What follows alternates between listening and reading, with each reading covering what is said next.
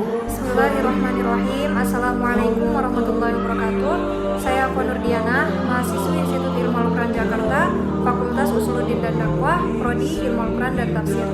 Pada video ini, saya akan menjelaskan secara singkat mengenai Kitab Al-Muwatta karya Imam Malik.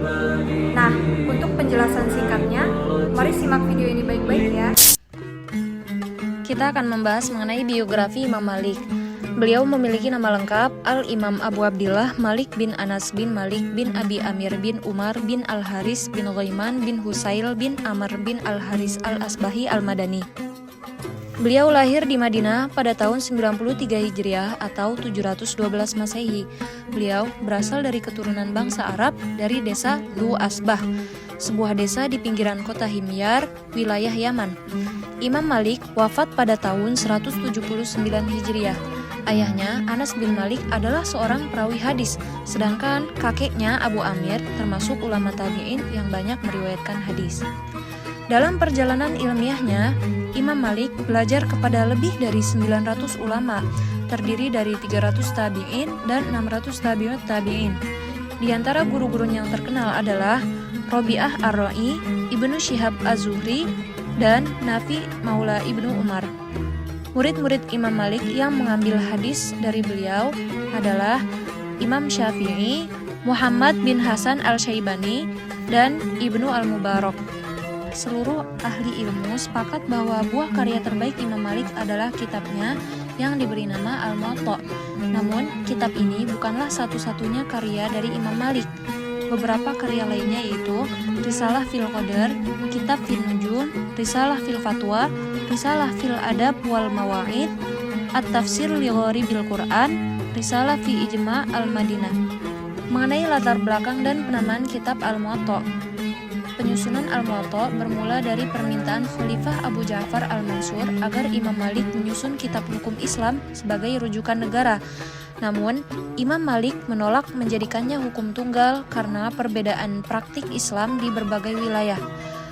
Menurut Noel J. Carlson, kitab ini juga lahir dari situasi politik saat transisi kekuasaan dinasti Umayyah ke Abbasiyah. Muhammad bin Al-Muqaffa disebut sebagai pengusul kodifikasi hukum kepada khalifah. Penamaan Al-Muwatta berasal dari Imam Malik sendiri, namun ada 3 pendapat mengenai alasan tersebut. Yang pertama adalah karena kitab ini diajukan kepada 70 ulama fikih Madinah dan semuanya menyepakatinya.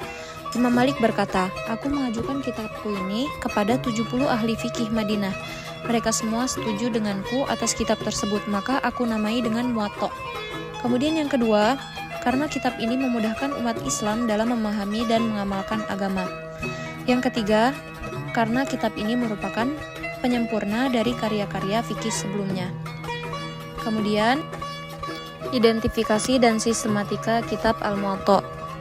Kitab Al-Muwatta merupakan himpunan hadis, fatwa sahabat, dan perkataan tabi'in. Karena itu, kitab ini dipandang sebagai kitab hadis sekaligus kitab fikih. Penyusunannya berbasis pengelompokan bab-bab fikih dengan mencantumkan hadis marfu', mauquf, dan maqtu'. Berdasarkan edisi yang ditahqiq oleh Muhammad Fuad Abdul Baqi, kitab ini terdiri dari 2 juz, 61 kitab, 698 bab, dan memuat 1824 hadis. Bagian awal pembahasan kitab adalah Wuqutus Shalat yang terdiri dari 8 bab dan 31 hadis. Bagian terakhirnya adalah kitab Asma'un Nabi SAW yang terdiri dari 1 bab dengan 1 hadis. Mengenai metode Imam Malik dalam menyusun kitabnya, beliau menyusun kitab ini melalui proses seleksi yang ketat. Beliau mencantumkan hadis-hadis Nabi SAW, juga fatwa sahabat, perkataan tabi'in, ijma' ahli Madinah, dan pendapatnya sendiri. Dalam memilih perawi hadis, Imam Malik menetapkan 4 syarat. Yang pertama, bukan orang yang berperilaku buruk, kemudian bukan ahli bid'ah, tidak berdusta dalam periwayatan, dan juga mengamalkan ilmu yang dimilikinya.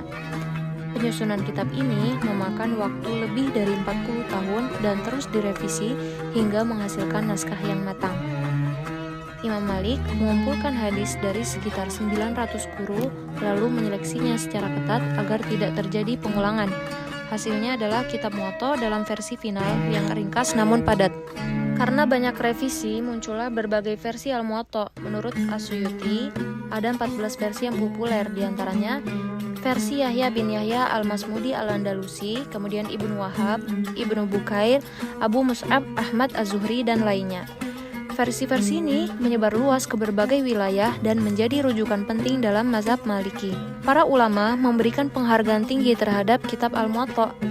Imam Syafi'i berkata, di dunia ini tidak ada kitab setelah Al-Quran yang lebih sahih daripada Al-Muwatta. Kemudian Al-Hafiz Al-Mughlatai Al-Hanafi menyebutnya sebagai kitab sahih yang pertama. Ibnu Hajar menyatakan bahwa kitab ini dianggap sahih menurut Imam Malik dan para pengikutnya. Waliullah Al-Dahlawi menyebut Al-Muwatta sebagai kitab yang paling sahih, paling masyhur, dan paling awal pengumpulannya.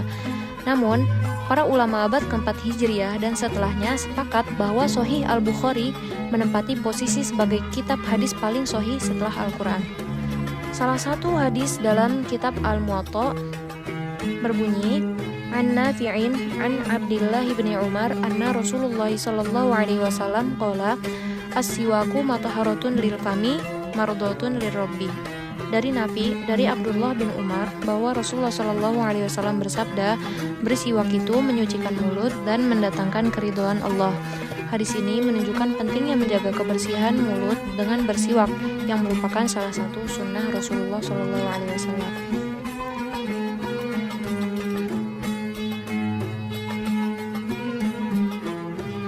Wallahu a'lam bishawab. Semoga pemaparan ini dapat menjadi kontribusi kecil dalam mengenal lebih dekat sosok Imam Malik dan karya besar beliau Al-Muwatta.